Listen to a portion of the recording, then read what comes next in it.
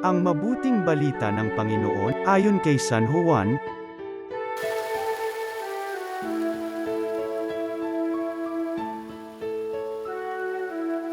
Noong panahong yon, tumawid si Jesus sa ibayo ng lawa ng Galilea, na tinatawag ding lawa ng Tiberias.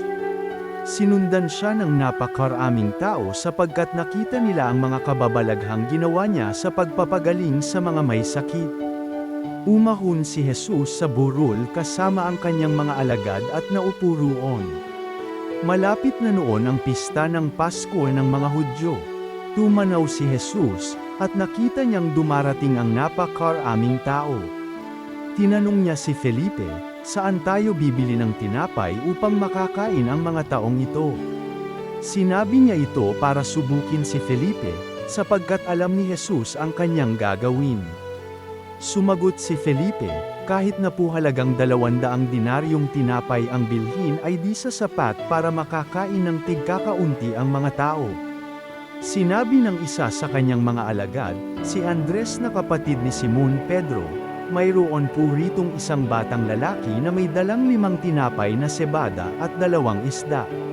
Ngunit gaano na ito sa ganyang karaming tao? Paupuin ninyo sila," wika ni Jesus. Madamo sa lugar na yaon. Umupo ang lahat, humigit kumulang sa 5,000 ang mga lalaki. Kinuha ni Jesus ang tinapay at matapos magpasalamat sa Diyos ay ipinamahagi sa mga tao, gayon din ang ginawa niya sa isda.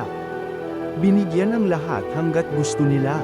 At nang makakain na sila, sinabi niya sa mga alagad, "Tipunin ninyo ang lumabis para hindi masayang."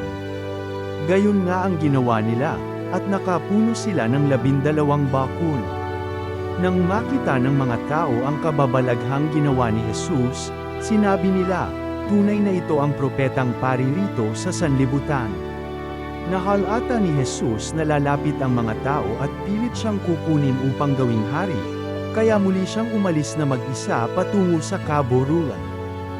Ang mabuting balita ng Panginoon.